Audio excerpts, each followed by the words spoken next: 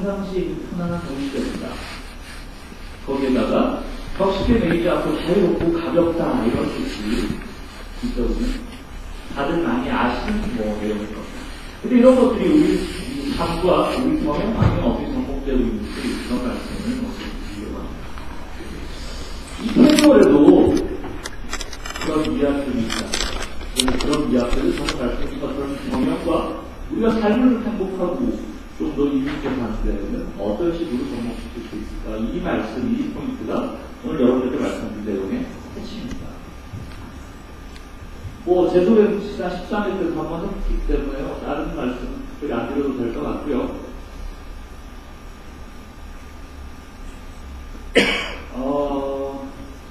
제가 몇월 조사를 못 쓰고 있는 글들 중에서 오늘 말씀드릴 내용을 다뤘던 글이 하나가 있습니다. 그게 이건데요. 넥타이를 풀어라 시험보다 가끔 힘조를 경영을 해가지고 한번 시험했던 적이 있는데 오늘 이 내용들을 좀 더 풀어가지고 조금 더 깊은 내용으로 여러분들께 말씀드리겠습니다.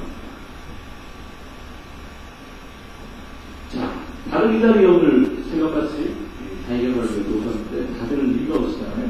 자, 자기경영이란 파도 많이 관심을 가지시고 또 실천들 많이 하고 있습니다. 리더들의 자기경영 그러면 어떤 것들이 있나요? 이런 것들이죠. 시장이라든지 지식관리, 인맥관리 이런 것도 어떻게 해야 될 거냐.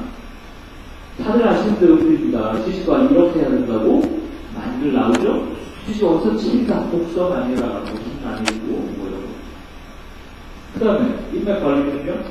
핵심들을 정확하게 정의를 하고 인맥관리를 잘 하고 이런 내용들이죠. 시간은 어떤가요? 짧은 시간을 조금 잘 쓰고 일찍 일어나서 시간들을 충분히 활용하고 이런 내용들이고요. 리더들은 건강관리가 중요한 부분이죠. 담배 끊고 경제 운동하고 이런 거. 자, 이런 것들을 가지고 리더의 자기 경영하면서 지금까지 많이들 얘기를 들어오고 있는데 들어보시면 어떤 생각이 드시나요? 물론 다 맞는 내용들이죠. 근데 어떤 생각이 드시나요? 이 아침부터 저런 얘기를 들으시면 기분이 유쾌하고 밝아지시나요?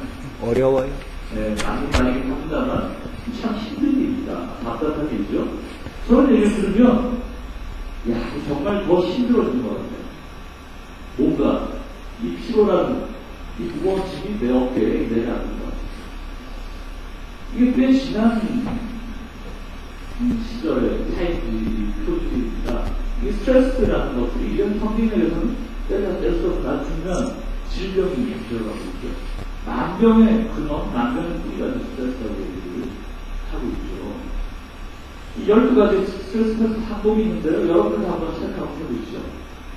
대수롭지 않은 걸 풍성하고요. 한 가지에 몰두가 힘들고 잠을 오래 잡기가 하는 배우지 않고 몇 개만 대단 되시는지 한번 체크해 보시죠. 최근 들어서 무언가를 잃어버린 경우가 작고요. 작은 일이나 문제를 소개할 때 이런 것이 더 많이 힘들다. 일상적인 일을 쌓여있으면 어떤 특별한 정말 업무를 내지 못하고 어떤 일이 더디게 진행되면 쉽게 짜증이 나고 예전에는 지금보다 재밌는 일이 훨씬 많았고요. 그 뒤처리 해야 할 일을 주로 미루어놓는 자신을 발견하고 밤에 잠이 잘 안 오고 감정이 크게 예민하고 일상적인 문제를 도망쳐 마음의 안정을 취하는 일이 힘들어. 12가지 작곡을 보여드렸는데 이 6개 이상을 가지시면 심각한 상황이에요. 병원에 가시거나 뭔가 해결책을 찾으죠. 이게 스트레스 테스트죠. 그야말로 우리가 살고 있는 1분 1초가 정말 피날리는 경쟁의 현장들입니다. 죽지 않으면 죽을 수밖에 없는 이런 사고가 우리 살고 있는 거죠. 끊임없이 누군가가 나에게 채찍질을 하죠. 이 사람 누굴까요? 여러분들께 이 사람 누굴까요? 자기. 내 직장 상대할 수도 있겠고요. 말씀하신 것은 자기 자신. 중요한 것은 자기 자신, 이 후자, 훨씬 더 중요합니다. 얼마 전까지만 해도 내 직장 상사라든지 사회적인 어떤 분위기라든지 이런 것들이 나에게 채찍질을 했다는 거죠. 이제 스스로에게 채찍질을 하고 있습니다. 그걸 이 피로타이라는 책이 정확하게 짚어냈죠. 이 피로타이라는 책 읽어보신 분들도 계시겠지만 핵심적인 내용이 이겁니다. 첫 문장이 시대마다 그 시대의 고유한 질병이니까 이렇게 시작을 합니다. 그런 지책은 현대사회를 어떻게 규정하냐면 성과사회고 자기 착취 시대라고 봅니다. 요즘 주변을 살펴보면 또 많은 자기개발 강의라고 듣다 보면 야, 너 할 수 있어. 열풍게 다 그런 내용들이잖아요. 열정을 가지고 이 역정을 극복하게 되면 너 성공할 수 있어. 그 스스로 끊임없이 긍정성으로 낯을 하는 거죠. 잘 되는 경우에는 긍정적으로 나타납니다. 근데 문제는 잘 안 될 때 있어요. 잘 안 풀리면 어떻게 하나요?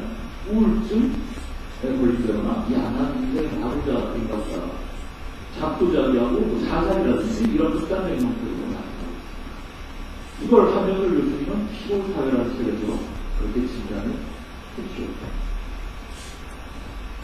문제는 목표인 것 같습니다. 목표. 많은 사람들이 목표를 향해서 하루하루 달려가고 있는데요. 과연 이 목표가 뭘까요? 여러분들의 목표는 뭡니까?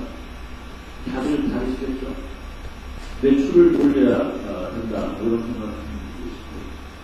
근데 이 목표에 대해서 우리가 어떻게 정의를 하냐에 따라서 우리의 삶도, 그리고 여러분이 하고 계신 경향도, 비즈니스도 또 다른 성과를 가져오고 있을 거라는 거죠.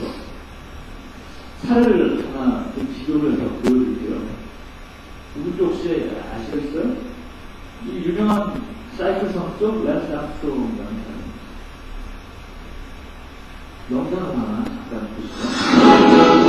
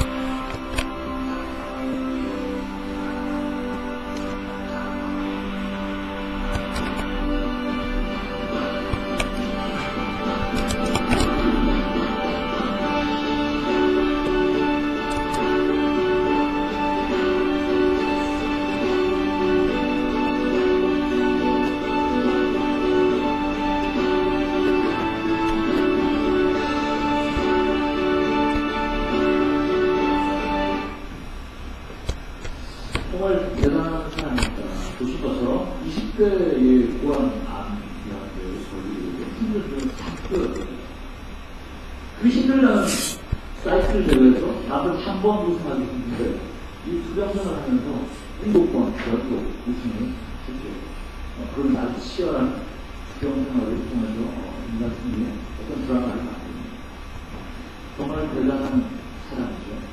어떻게 보면 진짜 역경을 갖고 계신 많은 사람들, 이런 사례들이 많이 보셨어요. 근데 또 다른 사례를 하나 보여드리려고 하는데요. 여기 또 암이 걸린 제 아는 사람이 한 사람이 있습니다. 근데 이 사람은요, 제가 만나보니까 뭐 암에 대해서 별로 걱정을 한다거나 신경 쓴 모습이 별로 안 보입니다. 아까 그 랜스 암스트롱이라는 사람은 자기 병에 대해서 아주 치열하게 공부를 합니다. 무슨 말이냐면 이 사람 내 치료를 어떻게 할지 토론이 가능할 정도로 공부를 했죠. 근데 이 사람은요, 거기서 별로 관심이 없어요. 자기 하고 싶은 것들 재밌게 하고 그렇게 살고 있습니다.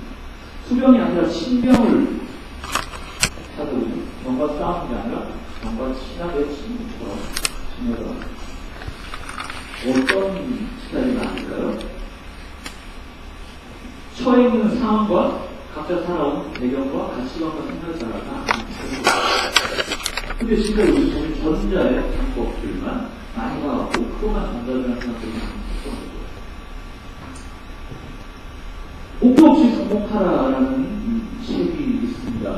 한 10년 정도 이제 가까이 제가 쓰는 것 같은데요. 책 내용이 사실 뭐 그다지 저도 추천드리는 않은 한데 중요한 건 이 제목입니다. 목표 없이 이 제목이라 부르시는 생각을 해봤는데요. 우리가 진짜 흔히 알고 있는 성공학이라는 것들, 그 뛰어든 바로 이런 거죠. 우리의 목표를 먼저 설정을 합니다. 꿈이고 비전이 되겠죠. 저 꿈과 비전을 우리가 실현을 시키려면 지금 우리가 어떻게 해야 할까? 이 시간을 역산을 해서 지금 오늘 하루는 이런 걸 해내고 내일은 이런 걸, 다음 달은 이런 걸. 그렇게 한 계단 한 계단 차근차근 올라갈 때 내가 꿈으로 가지고 있던, 비전을 가지고 있던 이 성공에 다다를 수 있다. 이게 성공학의 기본적인 뼈라는 거죠. 미국에서 시작된 그런 성공학이죠. 근데 방금 보여드렸던 이 책은요, 이 성공학에 대한 생각들을 완전히 지키고 있습니다. 미국에서 시작된 이 성공학, 우리 동양적인 사고와는 맞지 않는 책인데요. 예를 들면 이런 것입니다. 아주 손님들이 많이 들어오는 장사가 잘된 식당이 하나 있습니다. 그 식당 사장에게 당신의 10년 꿈은 뭔가요? 이렇게 물어보는 거죠. 어떤 사람은요, 10년 뒤면 전국에 100개 매장을 부여한 대형 레스토랑 식당 기업의 CEO가 되어 있을 겁니다. 이렇게 가지고 보는 거죠. 또 다른 어떤 사람은요, 목표? 전 그런 거 없는데요. 그냥 우리 식당 손님들이 맛있습니다. 이렇게 즐거워 보이시면서 나한테 그걸 보면 그냥 답니다.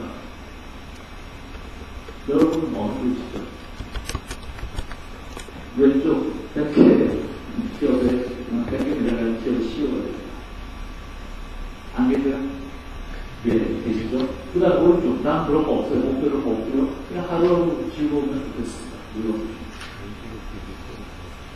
정답이 물러주는 건 아닙니다. 이 책에서는요, 우리 왼쪽에 이런 사고방식이요, 성과 지향적인, 결과 지향적인 이런 표현을 쓰고요, 오른쪽은 과정 지향적인 이런 표현을 씁니다. 근데 어느 쪽이 맞다라는 말씀을 드리려고 하는 건 아니고요, 우리가 사실 이 왼쪽 성과 지향주의적인 사고방식은 어떤 내몰이 있었던 게 아니라 이 부분을 또 돌아보면 이 오른쪽에 과정 중심의 사고방식이라는 것들도 상위 문제에 왔다는 말이죠. 방금 소개드렸던 그 책에서는요, 이 동양적인, 이 동양에서 오른쪽에 사고방식을 가진 사람이 80%라고 있습니다. 그러니까 꿈이라든지 목표, 비전 이런 것들이 사실 동양적인 사고방식은 잘 맞지가 않았던 거죠. 미국에서 성공학이 20대에 들어오면서 그 전문가들에서 힘든 부분이 있습니다. 그런 이유가 바로 그거였어요. 사실 저번에도 대학을 나오날 때, 야, 나중에 커서 나는 뭐가 돼야지. 이런 부분이 없었다는 거죠. 바둑 체스 같은 게임을 잘 보면요, 그런 동양과 서양의 성공 차이를 잘 보여주고 있습니다. 바둑은 어떤가요? 하나하나 기능과 역할이 다 같죠. 근데 장기는, 체스는 다릅니다. 각 말마다 주어진 역할과 기능들이 다른 거죠. 목적도요, 결과도요, 바둑은 내 땅을 만들어가는, 내 땅을 동시에 넓혀가는 그런 과정의 게임이라면, 체스는 어떤 거죠? 상대방 신, 왕을 죽여야 되는 결과는 내 땅이 얼마나 많고 지금 살아있는 기술이 얼마나 많고 중요한 게 아니죠. 상대방의 왕만 제거하면 결과는 나의 힘입니다. 이 동양과사는 이렇게 전혀 다른 방식의 문화와 사고방식 가치관들을 가지고 왔었습니다. 그런 게 아시죠? 텔레맨이라고 그러거든요. 텔레맨이라는 왜 들어보셨나요? 텔레맨이면서 텔레맨이라는 사람은 텔레맨입니다. 유세윤입니다. 개그맨이었죠? 요즘 개가수라고 합니다. 이윤국이라는 그룹을 만들어서 가수 활동도 했죠. 단순히 그냥 유행처럼 제주도 한번 한 게 아니고요. 가요 톱10 뭐 이런 전국 가요 프로그램에서도 중요한 정도로 꽤 유명한 가수가 됐습니다. 개그맨이면서 가수, 개가수라고 부르시고 있습니다. 자, 텔레맨과 개가수. 이 조영기 씨의 인생의 목표는 텔레맨이었을까요? 이 개그맨 유세윤의 인생 목표는 개가수였을까요? 여러분 주변에서도 성공한 분들 많이 계시잖아요. 그분들께 어떻게 이런 일을 하셔가지고 성공할 생각을 하셨나요? 그럼 다들 뭐라고 그러시나요? 야, 저도 제 얘기를 할 때 생각도 못했습니다. 그렇죠? 목표라는 게, 그래서 어떻게 보면, 과연 우리한테 어떤 일을 하는 건가, 참 고개를 가고 있는 거리가 됩니다. 이런 말이 있죠. 우리는 인생이라는 게 30%에 대해서 70%의 의견으로 이루어진다. 이 얘기를, 이 말을 오래 하시면 안 될 것 같습니다. 약 70% 의견으로 이루어지면 하루하루 그냥 학생들 갈 수 있는. 이게 아니고요. 이 70% 의견도 30%의 계획을 기반으로 만들어집니다. 오늘 이 자리에 오셔서 여러분들이 새로운 사람들을 만나셔서 새로운 어떤 비즈니스 제휴 이런 것들이 생길 수도 있죠. 우연, 어떤 결과가 생겨날 수도 있죠. 하지만 그 우연의 기반은 야, 이 강남경제 포럼을 와야겠다는 이 계획이 이미 선행이 돼 있더라고요. 어쨌건 사람들이 계획만으로는 살 수가 없고 내가 만들어놓은 계획을 기반으로 새로운 일들이 이런처럼 계속 생겨나가는 거예요. 그게 꼭 합의되면 우리의 인생이 되는 거죠. 여러분입니다만 8일에서 신들이 사람들을 내려다보면서 이런 얘기를 합니다. 야, 사람들이 계획을 짜고 있네. 어떻게 보면 당장 내일 우리가 어떤 사고가 나서 어떻게 될지 모르는 게 우리 인생이잖아요. 물론 사고라고 최선을 다하는 살아야 된다면 방금 말씀드렸던 그 얘기를 유튜브에서 좀 풀어보는 얘기입니다. 자, 그럼 비즈니스 쪽에서 이런 것들 한번 생각해보면 어떨까요? 진짜 비즈니스에서 뭐 매출이라든지 이익이라든지 이게 참 제대로 목표였죠. 그래서 그냥 다른 경쟁들과 또는 다른 사람들과 이렇게 치열한 경쟁을 했습니다. 근데 가만히 생각해보면 아까 암과 싸우는 사람, 그 방식도 두 가지 제가 보여드렸습니다만 산으로 올라가는 길도 사실 여러 가지가 있어요. 산을 올라가는 산림식도 어떤 각도에서도 길 만들어서 올라갈 수가 있습니다. 근데 우리는 대부분 많은 사람들이 올라갔던 검증된 길로만 올라갑니다. 그뿐 아니라 그 길만 유일한 길이라도 찾아가는 거 올라갑니다. 근데 실제로 길은 여러 가지잖아요. 그 길을 딴 사람들이 길이라고 생각하지 않을 뿐이고 우리가 길이라고 부르지 않을 뿐이고 우리가 만들면서 올라가면 길이 되는 거죠. 그래서 길은 왜 그 뒤로 생긴다 이런 말을 하면 내가 만들어 나가는 길이 그래도 의미가 있을 것 같습니다. 그래서요, 이 경영 비즈니스 쪽에도 조금은 다른 관점으로 우리가 볼 필요가 있지 않을까. 그래서 말씀드린 친구들과 여유라는 개념이요, 시간적 개념이 아닙니다. 여유라는 개념은 정신적인 개념입니다. 여유가 없는 사람들은요, 다음의 말에 길을 수 없습니다. 시간이 없어서가 아니라 정신적으로 그런 여유가 없기 때문에 뭔가 여백의 무게를 가지고 필요가 있습니다. 그림도 마찬가지잖아요. 동양화를 보면 여백이 있죠. 그 여백이라는 걸 힘으로써 뭔가 또 다른 생각의 여지와 감상의 미학을 만들어 주는 거죠. 자, 그런데 재미, 놀이정신 이런 말씀을 좀 드려보겠습니다. 재미 그러면 일단 아이들이죠. 정신. 아이들은요, 이런 concept들을 가지고 있습니다. 솔직하죠. 자기가 가지고 있는 감정을 숨기지를 않습니다. 사회적 지위나 사회적 체면 때문에 야, 내가 이러면 안 되지. 이런 게 없단 말이죠. 느껴지는 대로 그대로 행동하는 게 아이들이고요. 천진난만합니다. 그래서 어른의 시각으로 보면 눈치 없다라고 볼 수 있습니다. 그 아이들은 놀이에 금방 빠지고 몰입합니다. 재미를 추구하는 거죠. 젊은 임금님 얘기 다들 아실 겁니다. 젊은 임금님 얘기가 뭔가요? 정신난 사람을 보면은 이 멋진 모습이 보일 거다. 그래서 아무도 얘기를 못하는데 아이가 소리를 치고 임금님 뭐라고 하셨는데 솔직한 동심 그걸 가지고 있으니까 빛이 보인다는 거죠. 어떻게 보면 우리는 사회생활을 하면서 지금까지 교육을 받으면서 우리 솔직한 감정을 많이 숨기고 사는 걸로 그게 잘하는 걸로, 사회생활 잘하는 걸로 교육을 받는 건 아니에요. 자, 몇 가지 예술 작품들 좀 보여드릴 텐데요. 이게 우리나라 작가의 작품입니다. 제목은 창신동 목충각인데요. 창신동 아시나요? 종로 쪽에 가면 무슨 동네죠? 골목골목 아주 위로 같은 동네입니다. 근데 그 골목마다 이 조그만 단의 수공업 같은 공제업, 공장들이 있는 곳. 창신동 공총각 그러면 어떤 생각이 드시나요? 공총각 그러면 뭔가 다름없지만 자기 마트를 묵묵하게 생기지 않은 어떤 그런 캐릭터가 떠오르고 이 작가는 그 공총각을 어떻게 표현했나요? 그냥 곡으로 표현을 했습니다. 여기 바로 돌식구라고 했죠. 돌려서 얘기를 하는 게 아니라 아이들이 보는 그 시선 그대로 공총각이면 보이잖아요. 보이던 거죠. 이런 것도 여기에 모습을 내겠습니다. 앤서니 브라운이라는 세계적인 동화 작가의 책인데요. 돼지책. 혹시 읽어보셨나요? 요즘 애를 키우는 분들 필토스인데요. 이 책은 내용이 어떤 거냐면요. 이 표지 그림에서 어떤 생각이 드십니까? 집에서 엄마가 죽어라고 일어나고요. 아빠랑 아이가 수많은 잡혀야 돼요. 참다 못한 엄마가 다 죽으라 때 지난번에 어떻게 됐을까요? 예, 돼지고기가 됐어요. 건강한 돼지고기. 뭐 그런 내용들입니다. 제목이 데이트이고요. 저것도 돌려가면서 얘기를 하는 게 아니라 직관적으로 야, 저게 어떤 상황일 건 바로 느낌이 오죠? 뜨끔하신가요?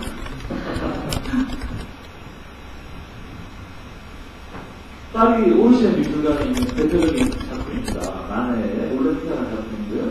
이 올레피아라는 작품은 그려졌을 당시에는 전시조차 불가능해요. 왜냐하면 이때만 해도 그림을 그리면 특히 여자의 어떤 누드를 그리려면 역사적인 사건이거나 좀 종교적인 어떤 여신이라든지 이런 식의 표현만 가능한 시대였던 거죠.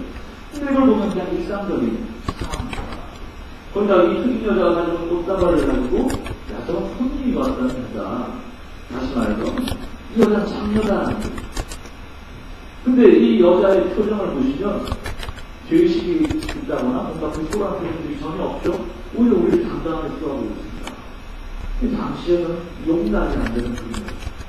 근데 그래서 그 그림이 지금은 파리 오르시아 미술관의 대표적인 걸작으로 지금 대접을 받고 있습니다.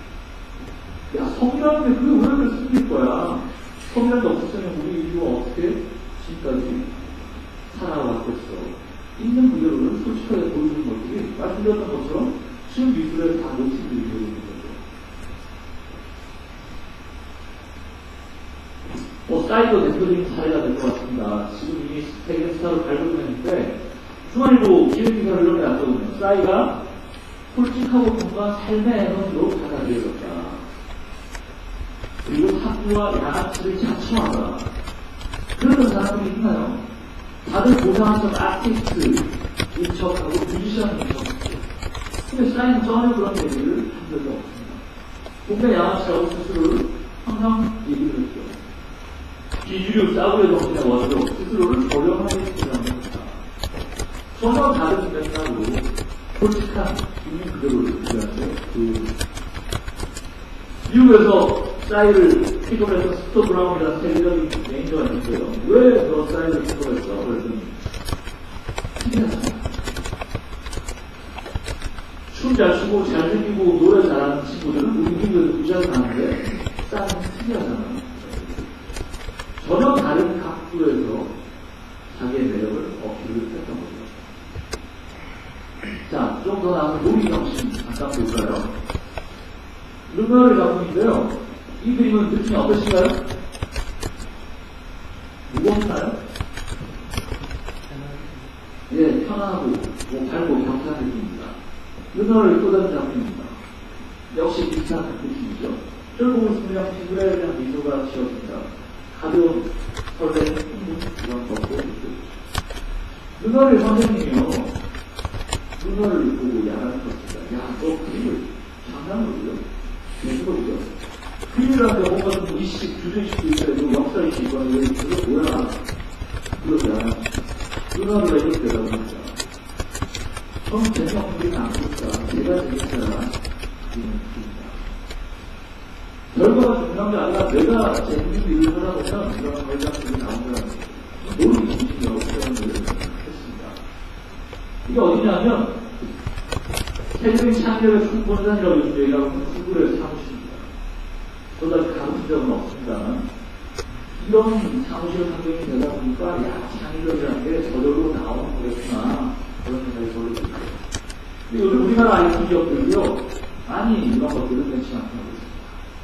한류 IT에 입주한 기업들의 사무실 모습입니다. 이 회사의 이 공간의 이름은요, 뒹굴뒹굴이랍니다. 뭐 만장굴 같은 그런 상굴이 아니라 뒹굴뒹굴이랍니다. 이러다가 좀 막히면 이 공간에 가서 어디서 좀 씻으면서 같이 얘기를 나누다 보면 또 다른 사람들 못했던 아이들이 나올 수 있습니다. 여기요. 산에 마련된 도서관인데 딱딱한 그런 도서관과 분위기가 생겼습니다. 재미와 놀이 정신으로 무장한 그런 기업 문화들이 점점 많이 나타나고 있습니다. 자, 그럼 이 놀이란 건 뭐냐? 놀이의 본질에 조금 더 들어가 보자면, 개미와 배짱 얘기 다 아시죠? 그 얘기를 한번 기억을 더듬어 보시죠. 배짱이는 논다고 우리가 들었잖아요. 근데 배짱이가 뭐 하면 그런 놀죠? 춤추면서 말아요. 다이어트하면서 논다고 얘기를 들었습니다. 시청자가 좀 이상하죠. 다이어트하면서 뭐하고 재밌다고 다이어트하면서 논다고 했어요. 악기를 연주하다 그럴 때 영화는 뭘 쓰나요? 네. 플레이죠. 플레이의 기본적인 뜻은 놀다고 우리가 합니다. 놀랍지 않습니까? 악기를 연주하다는 어떤 예술적인 의미, 그리고 놀다라는 단어가 연결을 얘기한다. 제 조카인데요, 3살 때 모습입니다. 어느 날 뭔가 막 그림을 그리고 있거든요. 저는 처음에 낙서가 나왔어요. 그러다가, 야, 얘가 예술가의 어떤 기가 있는 것 같다. 얘를 세계적인 작가로 키울 수 있겠다. 이런 생각을 했죠. 왜냐하면, 그런 작품이 있거든요. 잭슨 폴록이라는 미국의 액션 페인터입니다. 붓에다가 물감을 찍어서 캔버스 막 뿌리는 거죠. 그 온몸에 물감을 바르고요. 캔버스에서 막 뒹굴입니다. 그렇게 나오는 뒹굴입니다. 똑같지 않나요?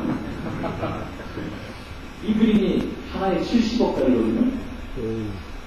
야, 이 제 조카가 그리는 걸 보고, 야, 얘가 세계적인 작가의 기질이 있는 것 같아. 그런 생각을 했는데, 야, 얘 착각이 없구나. 그런 생각을 고친 거. 왜냐면, 다른 애들도 다이어트를 주고 있어요. 지 얼굴에. 뭐, 우리나라 뿐만 아니라, 다른 애들은 뭐 서로 몸을 만들었잖아. 이렇게 그렇게 놀고 있어요. 또 다른 예인데요. 이 제 큰애가 어릴 때 카메라에 보고 찍은 사진입니다. 집에서 찍는 강아지하고요. 그 당시 인생이랑 지내시고 모습을 찍어서 이렇게 사진을 만들었거든요. 그러면 지금한테 이거 재밌죠? 그러다 이거 끝났죠? 근데 이 사진도 어떤 작가적인 기질이 있는 게 아닐까 싶어서 그런 생각이 들어요. 이 마그리트는 초현실주의 작가의 대단한 걸작입니다. 개머리의 사람 몸, 풍선머리의 사람 몸, 똑같잖아요? 무슨 말씀을 드리려고 하냐면요. 이겁니다. 모든 아이들은 예술가입니다. 그래서 아이들이 창의력이라고 합니다. 놀이 정신. 뭔가 놀이에 빠져있는 아이들은 끊임없이 재미를 추구하고 재밌는 것들을 만들어냅니다. 그러면 그 창의력이 아이들이 좀 여유를 가질 필요가 있잖아요. 항상 정장만 이럴 게 아니라 하루가 얼마나 힘들었겠어요. 그렇지는 담배도 그렇게 있으면 이런 여유, 이런 농담스러운 여유가 좀 필요한 게 아닌가 생각합니다. 어떤 외국 길거리라는데요. 이 콘센트 콘크리트 건물에 덩그러니 MC에 향하는 이 벽을 이렇게 색칠하는데요. 오래는 연물이거든요. 오가는 사람들이 이 경면을 보면서 힘들의 미소를 짓게 됩니다. 똑같은 경면이라고 아이들의 정신으로 놀이 정신이라는 걸 가지고 보니까 전혀 다른 세상이 우리 앞에 펼쳐지는 것입니다. 자, 예술의 속 5단 놀이 정신 좀 이렇게 보여드리겠습니다. 아르치볼라는 작가의 작품인데요. 제목은 봄입니다. 연자 시리즈인데요. 이건 여름이고요. 이건 가을이고 이건 겨울입니다. 봄, 여름, 가을, 겨울을 이렇게 묘사를 해주죠. 자세히 보면 사람도 이 소년에서 청년, 중년, 장년, 노년으로 나이가 드러나는 모습이 표현됩니다. 근데 이 그림은 인물한가요? 정물한가요? 멀리서 보면 인물하고 가까이서 보면 정물. 하나하나 그냥 자세히 보면 꽃이고 과일이고 야채들이고 그렇습니다. 이 작가는 왜 이런 그림을 그렸냐면요. 당시에 임금님을 위해서 그린 그림입니다. 임금님이 워낙 정치를 잘해주셔서 우리가 그 풍년을 얻을 수 있었습니다. 뭐 이런 의미를 갖고 있습니다. 일종의 놀이 정신이 들어가는 거죠. 임금이라고 그냥 멋있게 잘생기게만 그린 게 아니라 놀이 정신이라는 그런 대표의 의미가 들어가 있다고 하고요. 엘리자베스 여왕이죠? 근데 이게 한 칸 한 칸 자세히 보면 하나는 다양한 한국입니다. 이 그림도 그런 식으로 그려져 있는데요. 피델 카스트로와 체게바라의 얼굴이 한 화면에 같이 드러납니다. 저런 그림을 보시면 어떤 생각이 들죠? 야, 신기하다. 어떻게 저렇게 그렸을까? 이건 우리나라 작가의 작품인데요. 대전공원 때 김동현 교수님의 작품인데 현존하는 우리나라 미술 작가 중에서는 최고 작품이 최고가에 거래되고 있습니다. 김정이라는 또 작가가 있습니다. 이 김정이라는 작가의 작품인데요. 동강의 아이들이라는 동화책의 사파로 들어가는 그림입니다. 엄마는 장터에 물건 털러가 있어요. 등에 옷좀 지고 머리에 짐도 지고. 그래서 아이들은 이렇게 가까이 나와서 놀고 있죠. 장에 물건 털러 나가는 엄마의 모습 혹시 보이시나요? 안 보이세요? 일단 넘어가겠습니다. 같은 작가의 작품인데요. 제목은 시집가는 날입니다. 이 그림은 왜 제목이 시집가는 날일까요? 시집가는 신부의 모습 혹시 보이시나요? 이렇게 보면 혹시 보이시나요? 아, 보이네. 아직까지 그거는 신부가 고개를 숙이고 앞에 이렇게 손을 들고 인사를 하고 있는 그림 노래 들어오십니까? 예. 예. 같은 게임으로 사실 표정이 불러오신 분들이 잘 보셨다가 쉬는 시간에 따뜻한 내부의 관심으로 설명을 듣고주시기 바랍니다. 역시 같은 작가의 작품인데요. 제목 모자상입니다. 이게 잘 보이시죠? 예, 두 사람이. 엄마, 아이가 나랑 있어서 합장을 하고. 이 작가는 왜 이런 그림을 그렸냐 하면요. 우리나라의 이런 자연들은, 자연과 상식들은 우리 민족의 정서를 그대로 다 가지고 있다라는 그런 의미를 표현하려고 이런 그림을 그렸습니다. 자, 그럼 동강의 아이들 다시 가볼까요? 장에 물건 타고 나가는 엄마의 모습 보이시나요? 등에도 짐지고 머리에도 짐지고 있는, 그래서 오른손으로 짐을 이렇게 받치고 있는 엄마의 모습 보이세요? 반응이 네. 안 보이시나요? 이제 보이네요. 보이시죠? 이게 머리고 쪽진 머리에 이렇게 짐을 하나 지고 오른손으로 이렇게 받치고 있는 거죠. 등에 이렇게 변화해 보시는 거죠.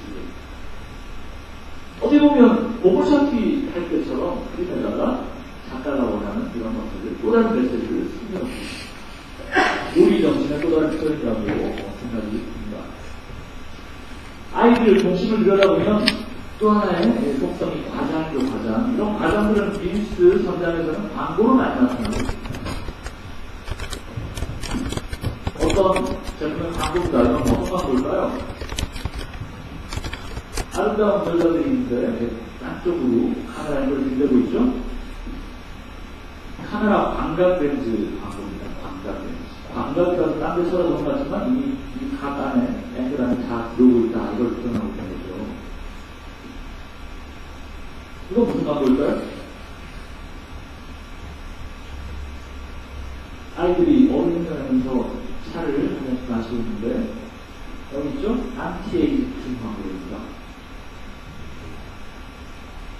원하는 거 좋아서 이 크림을 붙일까지 발랐더니 어릴 때 모습 얼굴 그대로 유지하고 있다는 거죠.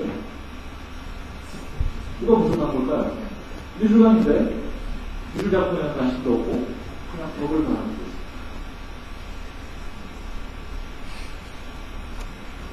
있어요. 예술작품보다 더 예술적인 컬러를 사랑하는 페인트 광고를 다 가장 대표적이죠. 자, 이건 뭐죠? 슈퍼춥스 광고인데요. 카피 보니까 It's the end of the world 이라고 있죠. 슈퍼춥스가 없으면 세상은 끝이야.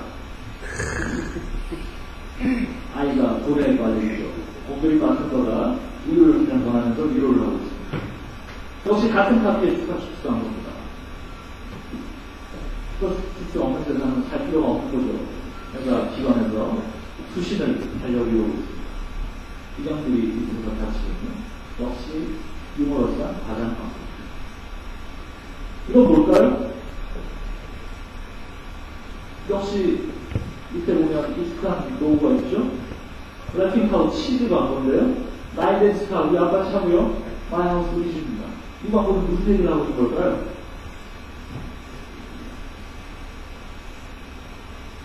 아빠 차와 우리 집이 어떻게 보이죠? 똑같아. 아주 고층 건물에서 내려다보고 있는 듯한 그런 애들이죠. 우리 레플리카우 치즈를 먹으면 키가 쑥쑥 자라서 아빠 차와 집이 이렇게 보인다. 역시 가장 나쁘죠. 이건 뭘까요? 꼭대기 어떤 첨탑에가 하나 매달려 있고요. 역시 하늘 날아가는 새에 매달려 있습니다. 흥성검. 흥성검 찍고 흥성 불려서 하늘 위로 하늘 올라서 저렇게 꼭대기에 매달려 있다. 이건 아이가 신보면 비행기가 하나 떨어지는 거죠. 아이들 영양제 광고입니다. 이건 뭘까요? 칼, 무기가 있어야 될 자리에 사람이 있습니다. 우리 학기도 도장을 등록하시면 몸을 무기로 만들어줍니다. 일본의 학기도 도장. 이건 여러분들 톡톡 강아지라고 그러나요? 저는 여러분 기타에서는 기타들이 다 끊어치더라라는 거고요. 이 광고는 우리나라에서도 많이 집행되는데 보셨죠? 크리토피아 프랜차이즈 모집 광고인데요. 이 광고를 보시고 직장을 가보시기가 걱정입니다. 전형들이 가장 광고. 역시 아이들의 유머러스한 것들이 그런 가장 광고. 자, 그러면 놀이 정신, 놀이, 재미 이런 말씀을 계속 드렸는데 야구 내분한테는 그렇지 비즈니스 하는데 그게 무슨 도움이 될까? 라는 생각도 혹시 드실 수 있을 것 같습니다. 근데 비즈니스에서도요, 이 재미가 성공 비결이더라 라고 얘기하시는 기업가들 정도 많이 나오고 있고요. 그런 성공 사례가 상당히 많이 나오고 있습니다. 첫 번째 보여드릴 사례가 여행 박사입니다. 여행 박사는 여행을 하는데요. 이제 한 10여 년 됐으려나요? 중간에 도산도 안 했던, 그래서 다시 재기하는 여행을 하는데, 일본 여행을 중심으로 지금까지 성공하는 것 같습니다. 이 여행 박사라는 여행사가 히트를 쳤던 대표적인 작품이 일본 단독 대기업입니다. 진짜 해외여행은, 지금도 뭐 그렇습니다만, 해외여행은 날짜 잡아서 큰맘 먹고 회사에 휴가 내고 가야 되는 거잖아요. 일본 단독 대기 여행은 뭐냐면, 금요일날 퇴근해서 공항으로 갑니다. 그래서 토일 일본 도쿄를 여행하고 월요일날 첫 비행기로 기포공항으로 갑니다. 그래서 바로 회사로 출근하는 그런 프로그램입니다. 해외여행에 대한 기본적인 선입관을 완전히 바꿔나가요. 직장인들도 휴가 낼 필요 없이 얼마든지 가볍게 부담 없이 갈 수 있는 여행, 그런 케이스를 만든 거죠. 이 여행과 성분이 들어가보면 이런 비전, 이런 것도 나와 있는데, 그게 굉장히 포함 경영이죠. 재미라는 겁니다, 재미. 근데 재미 경영, 포함 경영, 요즘 여기저기 워낙 말을 많이 합니다만, 그래서 단순히 선언으로만 끝나는 그런 기업들도 많이 있습니다만, 이거 여행과 좀 다릅니다. 실제로 이 재미라는 거를 기업 경영의 첫 번째 카드로 올려 움직이는 회사죠. 사람이 웃음 짓는 세상을 만들겠다는 그런 비전을 가지고 이분이 여행박사의 신찬영 대표입니다. 이 여행박사를 제가 지금 이 케이스스터디를 하고 있는데요. 보면 어떤 사례들이 있냐면 팀장들 이상의 어떤 직책들을요 어떻게 하죠? 일반 회사들에서 임명을 하죠. 인사고과를 통해서 평가를 해서 임명합니다. 근데 이 회사는 직원 투표를 통해서 팀장상들을 선발합니다. 대표이사도 마찬가지입니다. 매년 투표를 통해서 팀장들을 임명합니다. 제가 깜짝 놀라서 여쭤봤습니다. 만약 그렇게 하면 인기 투표가 되지 않나요? 예를 들어 일 많이 시키고 까다로운 장사가 아니라 그냥 일 편하게 하고 널널한 장사 다 못해 나오지 않나요? 그게 어쩌죠? 뭐라고 그러시냐면 그렇게 될 수가 없는 시스템입니다. 나라에서는 여러분 기억하시는 분 계시지만 기억하시면서 세금을 내시잖아요. 나라에서 야 세금 내는 건 뭐 세금 내는 건데 조금 회사에 왜 9시 늦게 출근해 뭐 이런 얘기 안 하잖아요. 여러분 마찬가지입니다. 야 팀별로 매년 니네 성과를 가지고 일정 부분 우리한테 본사 개념들을 이 회사에 세금을 내라.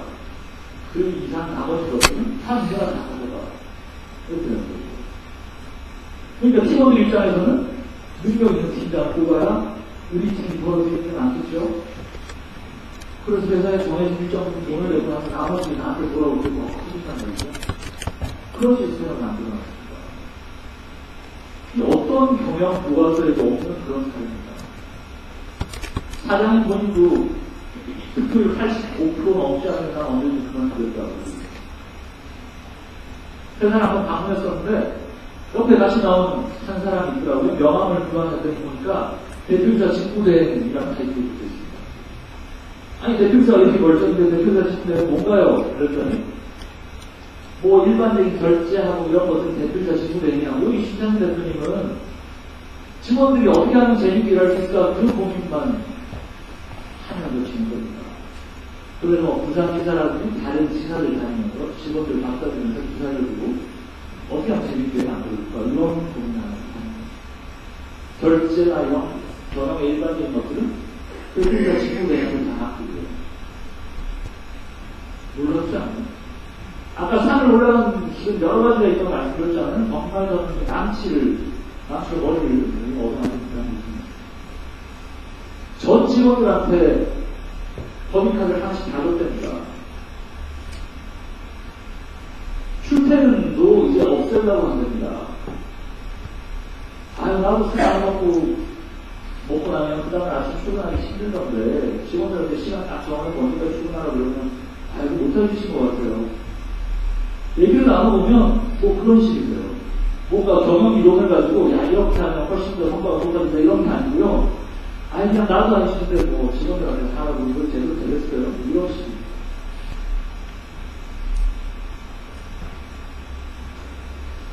두 번째 사례입니다. 마포에 있는 푸시피어라는 직원 4명의 조그마한 상품이 출판사입니다. 큰 회사 사장님이신데요. 이분이 김홍민 사장님. 이 북스피어라는 출판사는 어떤 책을 내는 회사냐면요. 판타지라든지 SF 소설 이런 것들만 전문으로 냅니다. 돈 된다고 나는 뭐 이런 저런 것들을 나부자로 내는 회사가 아니라 장르를 딱 정해놓고 그 분야의 전문 회사가 되겠다라고 선언한 거죠. 한 권의 책을 최근에 출간을 하고 나서 만든 광고입니다. 광고. 책을 들고 있죠? 앞에서 강나의 여자가 유혹을 하고 있는데도 하필이면 그거보다 재밌다. 어떤 출판사에서 저런 도발적인 광고를 발표했습니까? 다른 출판사들에서 막 물어보니까 야, 니네 정말 창의적인 아이디어로 마케팅 잘하는데 광고를 재밌다는데 야, 우리도 보지 아이디어 좋아. 좀 이런 얘기를 해준답니다. 그러면 다른 출판사들에서 듣고 야, 그래도 그건 우리가 하기는 좀 다른 얘기를 해줘도 안 하고 못 하고 그런 거예요. 본인이 그런 생각합니다. 37살인데요. 최근에 그림자 발표한 책을 하나 만들었고요. 그 그림자 발표한 책을 자기 차 소나타에다 이렇게 랩핑을 해가지고 전국을 한 바퀴 돌고 왔답니다. 그러듯 유유히 자기 하고 싶은 대로 사는 거죠. 이 북스피어라는 출판사의 사실은 뭐냐면요, 재미가 없으면 의미가 없다 합니다. 아까 여행박사 신찬 대표님이 뭐라고 얘기하냐면요, 아둥바둥 100억 버느니 재밌게 살면서 20억 벌렸다는 얘기를 하십니다. 외국 사람 한번 볼까요? 사우스웨스트 항공의 지금 이제 전 회장이죠? 톰 텔러라는 사람인데, 뭐 사업자이기도 하고, 이 사우스웨스트 항공은 뭐 그야말로 유명한 회사죠. 아마 71년도인가에 설립이 됐습니다. 그 수많은 항공업계의 명절 속에서도 이 사우스웨스트 항공은 지금까지 한 번도 단 한 차례도 적자를 본 때가 없습니다. 거기에다가요, 고객의 만족도라든지 어떤 운송과 관련된 이 모든 지표들에서 항상 수익권을 잡고 있는 것입니다. 도대체 어떤 비결이 있길래 그 항공업계의 수많은 부침들 속에서도 이 사우스웨스트 항공은 지금까지도 건재한가? 여기에 이 CEO의 이런 철학이 있지 않나. CEO의 역할은 직원들 웃기는 방대합니다. 권위를 내세우고 직원들한테 지시하고 호송치고 통제하고 이렇게 하는 거죠. 영상을 한번 볼까요? 치열한 경쟁 속에서 우승이 새로운 성공의 키워드로 자리잡는 이유는 무엇인가? 지난해 8월 주요 사이트가 실시한 설문조사는 우승과 성공에 대한 우리 사회의 인식을 보여주고 있습니다. 500명의 응답자 중에서 85%가 유머 감각이 직장 생활의 성공에 영향을 미친다고 답했습니다. 또 유머 감각이 뛰어난 실력에 비해 과대 평가를 받는 동료가 있느냐는 물음에도 41%가 그렇다고 대답했습니다. 그렇고 좀 분위기를 잘 만들고 그러면서 그것을 했던 것 같아요.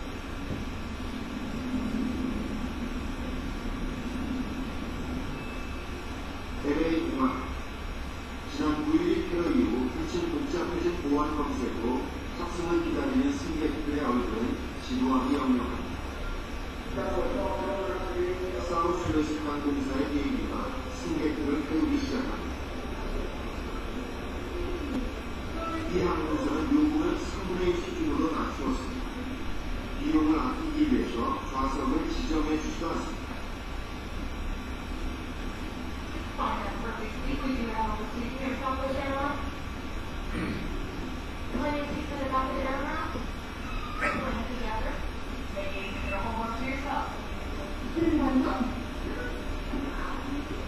대신 승객들이 들여다볼 수조차 없었던 조종석도 승객을 위한 서비스에 활용합니다.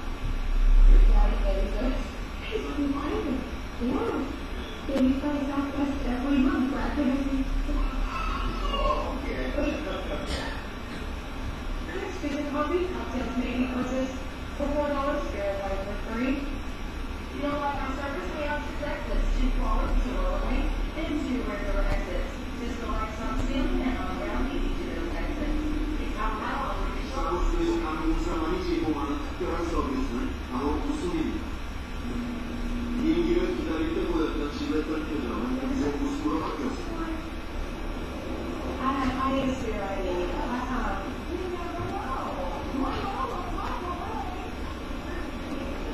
술을 주문한 승객에게 너무 어려 보이니 신분증을 보여달라며 기분 좋은 농담을 건넵니다.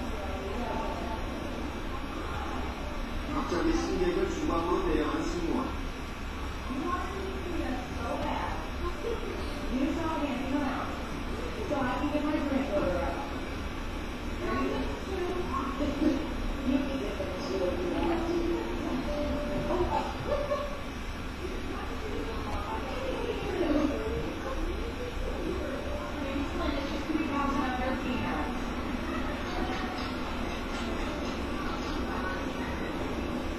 얼결에 까꿍을 나눠주고 있지만 불쾌하기는 마냥 재밌을 따름입니다.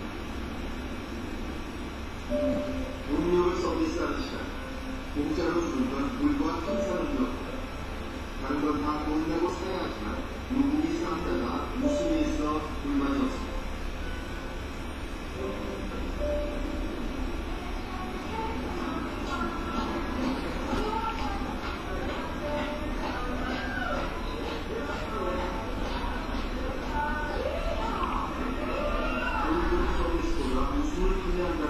사우스웨스트, 이른바 건 내리지만 우승 경영을 하고 있습니다. Oh, I love it. It was great. He kept us awake, so that was good. We always want that was right. And by the time they get off the airplane, they're smiling, they're laughing, they're thanking us, and so the flight attendants, their attitude, demeanor, really keep things upbeat. 17년 미국 안에서 각 도시를 연결하는 초단거리 노선으로 출발한 사우스웨스트. 설립 이후 32년간 계속된 학자로 크게 성장한 사우스웨스트. 우승 경영의 신화로 알려져 있습니다. 우승 경영은 말 그대로 즐거운 회사를 만드는 일입니다.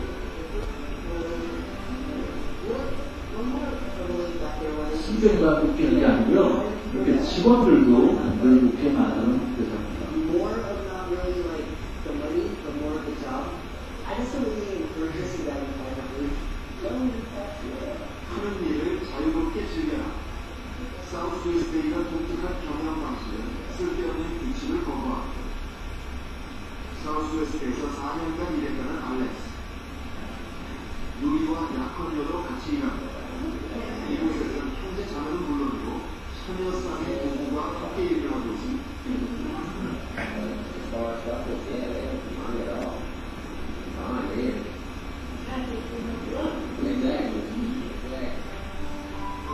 굳이 혈연이 아니더라도 직원들은 서로를 가족처럼 대합니다. 1년에 20번이 넘는 파티로 돈독한 정을 쌓는 직원들. 회사는 거대한 가족이나 다름없습니다. 정리해고 역시 여기서 한 번도 일어나지 않았습니다.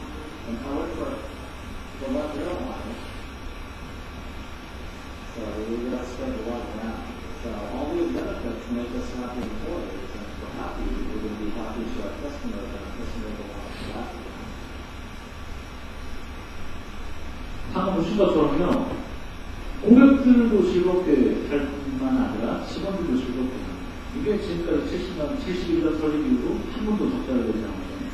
그 수많은 항공업계 직속에서도 늘 수익권의 자리를 차지할 수 있었던 사우스웨스트 항공의 무슨 기준이 아니었습니다. 지금 보시는 화면은 뭐냐면요, 사우스웨스트 항공사 직원들이 펑켈러 회장의 생일날 돈을 각출해서 USA 투데이에 광고로 실었던 편지입니다. 상상이나 할 수 있어요? 우리나라 기업들이라면. 당신이 우리 직원들 이름을 하나하나 다 불러주고 기억해 직접 일도 같이 하고 휴무고 없이 직원들과 같이 어울리고 이런 모습을 너무 감사하다고 직원들이 보는 거에 광고를 해서 그 감사의 분들을 행복한 볼세라는 16,000명 직원들이 이런 메시지를 전달을 아까 영상에서 보셨지만 즐겁게 만들어주니까 고객들한테 일을 시키잖아요. 고객들이 전혀 불쾌하지 않고 기꺼이 즐겁게 그 일을 회사 내에서도 회사 자체가 거대한 하나의 가족이다 이런 표현으로 나왔어요. 자, 드라이브라는 책은 저번에 진정성 마케팅 관련해서도 잠깐 소개를 해드렸는데 포인트는 이겁니다. 경쟁의 인센티브가 창의성을 파괴한다. 보너스 더 준다고 했더니 실적이 오히려 안 나오더라라는 거죠. 창의성이라는 건 어떨 때 나오냐? 처음 서브웨스트 한번 보셨던 것처럼 문화에서 나오는 거예요. 직원들, 아까 문신하고 있는 직원들 보셨죠? 네가 하고 있는 일을 네가 하고 싶은 대로 즐겁게 즐겨라 라는 게 회사의 문화잖아요. 그러다 보니까 즐거운 고객과의 대화들이 오갈 수 있어요. 저걸 매뉴얼로 만든다고 생각해볼게요. 요즘도 백화점이나 항공사 매입하시면 어떠신가요? 호텔 같은 거 가시면 직원들이 깍듯하게 정말 친절하게 인사하죠. 영혼이 있어 보이나요? 물론 요즘 많이 나아졌습니다. 그런 인사 그리고 방금 보셨던 근데 고객이 직접 땅을 나눠주실래요? 이런 대화 어떤 데서 우리 마음에 나올까요? 매뉴얼로는 결코 만들어줄 수 없는 캐주얼한 기업 경영의 장면이거든요. 이런 말씀을 드릴 수 있을 것 같습니다. 이 허켈러 회장의 그래서 직원은 이겁니다. 이런 질문을 합니다. 파우켈러 회장뿐만 아니라 앞서 보여드렸던 여행박사 이태한 대표라든지 부스피어라는 직원 4명뿐인 그 작은 출판사의 김홍민 대표라든지 똑같은 말을 합니다. 이건 재밌어야 합니다. 일이 일처럼 느껴지면 못한다는 거죠. 자, 여기서 노자 말씀을 좀 드리려고 합니다. 제가 노자를 전문적으로 연구와 탁자는 아니기 때문에 지금도 노자에 대해서 저도 공부를 하고 있긴 합니다만 여기서 노자의 냄새를 제가 발견했습니다. 노자의 향기를 느꼈습니다. 이거죠. 노자는 철학자일 뿐만 아니라 저 같은 사람들이 보기에는 이 역발상에 탁월한 마케터나 탁월한 경영자다 이런 생각을 합니다. 무슨 말이냐면요. 노자가 살았던 시절만 해도 다들 구국강경을 외쳤죠. 나라를 부자로 만들고 강한 정사를 불러서 전쟁에서 우리나라 대국이 되자 이런 거였습니다. 근데 노자는 전혀 반대로 소국관이라는 걸 외칩니다. 소국관이 뭐냐? 작은 나라를 만들고 적을 관자를 써서 백성 숫자를 적게 만듭니다. 다들 구국강경 외쳤더니 그래서 전쟁하고 그래서 누구를 위한 전쟁이고 누구를 위한 전쟁이냐. 그래서 행복한 사람은 누구냐? 그럽니다. 있는 그대로 작은 나라로 만족하고 적은 백성으로 만족하고 살면 전쟁도 없고 다들 행복하게 살 수 있다는 그런 얘기를 합니다. 전혀 다른 관점에서 사고방식이죠. 이 노자의 친정이가 도장이고 노동고요 제가 심각하게 기도 대역을 말씀드릴 수는 없지만 도라는데 노자의 철학을 판단하고 요약하고 그런데 도는 무의기도 하고 유의기도 하고 없을 숫자 무의기도 하고 있을 숫자 유의기도 하고 모든 것들이 상대적이라는 거예요. 유와 무가 전혀 다른 대립적인 어떤 내용들이 아니라 이 모든 것들이 어떤 태극의 이미지처럼 서로 섞여서 늘 돌아가고 있는 거예요. 우리자인이라는 얘기를 하잖아요. 억지로 나는 없는 거 그런 부자면서 자기를 하지 말고 자연 스스로 그러하다 있는 그대로 내버려 두라는 거죠. 세상 만물이 자연의 성격에 따라서 다 잘 돌게 있는데 그걸 억지로 뭔가를 하는 게 아니냐. 예를 들어서 사람이라는 게 편하고 싶고 뭐 그런데 그걸 채찍질을 무시한다고 되는 거냐. 일 자체를 재밌게 만들어줘라. 이렇게 연결이 되는 거죠.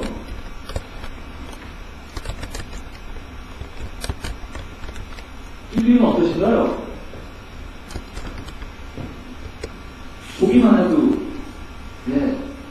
홀가분합니다. 느낌도 아주 호박한 그런 느낌. 뭐 하나 어리적거릴 게 없는 느낌이죠. 우리나라 조선시대 중기 때 김두친이 아빠가 그 그림인데요. 이 사람은 누구냐면 포대 화상이라고 부르는 사람. 이 포대 한 자루 들고 다니는 스님이다라는 거죠. 여기 기가 막히는 것 같습니다. 가야 할 것도 가야 할 시간도 정해진 것이 아니 이렇게 할 수가 없어요. 호감한 책임곡으로 한 번에 휘둘러내는 통쾌한들입니다. 소리와 문자와 혼용기시는 성화, 신선물자 성화의 밴드다. 어떤 정보가 이렇게 성화했습니다. 야, 인생 그렇게 살아야 되지 않을까요? 근데 우리는 앞서 말씀드렸던 그 치열한 경쟁 때문에 야, 이렇게 하면 될까? 저렇게 하면 될까? 저 직원들 내가 안 보면 나가진 않을까? 늘 그런 뭔가의 걱정을 담고요. 걱정과 스트레스 속에서. 자, 마지막 스텝입니다. 그래서 이렇게 말씀드린 해결되면 제 제안이 이렇습니다. 이제 좀 넥타이도 좀 풀고요. 어깨 좀 힘도 빼고요. 아이들의 중심을 가지고 서로 좀 재밌게 여유를 가지면 어떨까? 실제로 그걸 통해서 이제 성공한 경영 사례들이 점점 더 많이 나타나고 있습니다. 게다가 사회적인 시스템도 이제는 농업적 금융적으로 돌아가는 시대가 아니잖아요. 창조경제의 시대입니다. 이 창조경제에 부합하는 내용이 바로 캐주얼 단어가 아닌가 말씀을 드립니다. 자, 행복이라는 것도 지금 우리가 기대치에 비해서 실제 현실이 어떤 거냐 이걸 이제 나눠서 목표할 수 있을 것 같은데 풀려면 행복을 풀려면 이 분자를 더 키우든지 부모를 적게 하는 방법을 구해줍니다. 그리고 역시 이 부분도 우리는 항상 분자를 크게 키우는 거에만 초점을 맞춰왔죠. 하지만 또 다른 일이 있었습니다. 부모를 작게 하는 거죠. 기대치를 낮추면 됩니다. 최근에 나온 책인데 저도 읽어보지 못했습니다만 포기하는 용기. 책 속의 내용들을 좀 읽어봤더니요. 뭔가 우리가 항상 집착하던 게 있어요. 그게 사람일 수도 있고, 일일 수도 있고, 매출일 수도 있고, 수입일 수도 있습니다. 그걸 놓아보니까 오히려 불가능하다. 불가능해짐으로써 오히려 더 잘 되더라 이런 얘기를.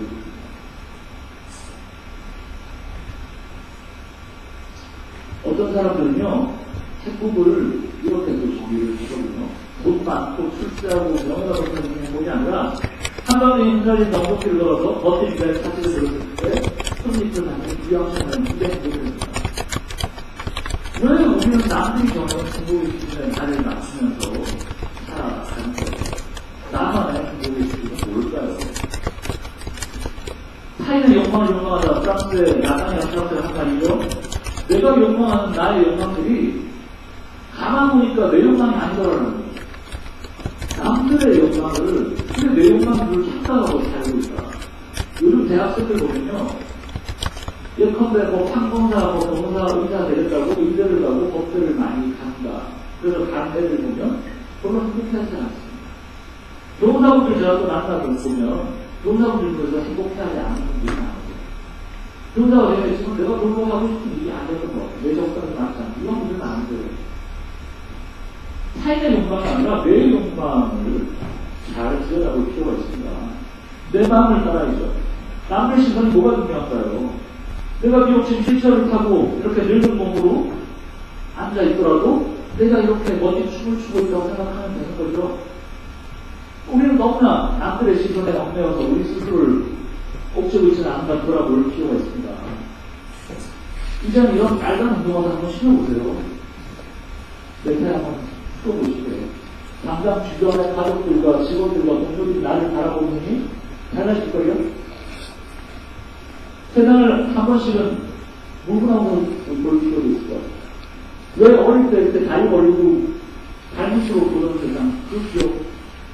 그렇게 보면 늘 다녔던 그 길들도 전혀 달라 보입니다. 늘 똑바로 서서 봤으면 늘 물구나무를 꺾고도 한번 보시고요. 늘 왼쪽에서만 봤다면 이제 오른쪽에서 한번 보시고요. 관점을 달리 해볼 필요가 있습니다. 지금까지 어디로 갈 거냐 그 목적지만 중요했다면 이제는 어떻게 갈 거냐 그 과정도 한번 생각을 해보시면 됩니다. 그리고 왜 갈 거냐 그 이유도 한번 생각해 볼 필요가 있습니다. 돈 많이 벌었으면 좋겠어. 지금까지 이게 목표였다면 내가 왜 돈을 많이 벌어야 될까? 내가 왜 성공을 해야 될까? 그런 이유도 한번 생각해 보시면 됩니다. 경영하는데 내가 재밌고 내가 행복해야 되잖아요. 내가 돈 아무리 많이 벌고 내가 아무리 명예가 높으면 뭐합니까? 내가 행복하지 않으면 다 불법입니다. 아까 신창현 대표님 말씀드렸지만 매출은 이제 한 2천억 정도 예상됩니다. 근데 제가 뵈면 삼성그룹의 이건희 회장도 이렇게 행복할까 싶을 정도로 하루하루만 그런 행복하세요. 누구를 위해서 경영하는 건가요? 결국은 내 인생인 거잖아요.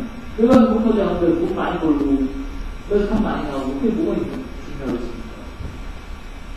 지금에 말씀드렸던 이 모든 내용들을 전 해결이라는 단어로 정리를 하고자 합니다.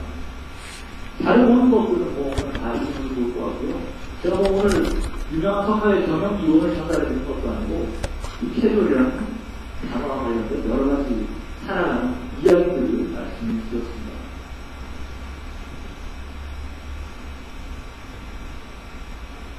그래서 캐리어랄 때 패션을 보면서는 단순히 어떤 그런 미학적인 측면뿐만 아니라 이게 우리 삶과 우리 경영에 접목되는 또 다른 평가로 여러분들의 행복 경영을 도와줄 수 있지 않을까 그렇게 제안을 드립니다.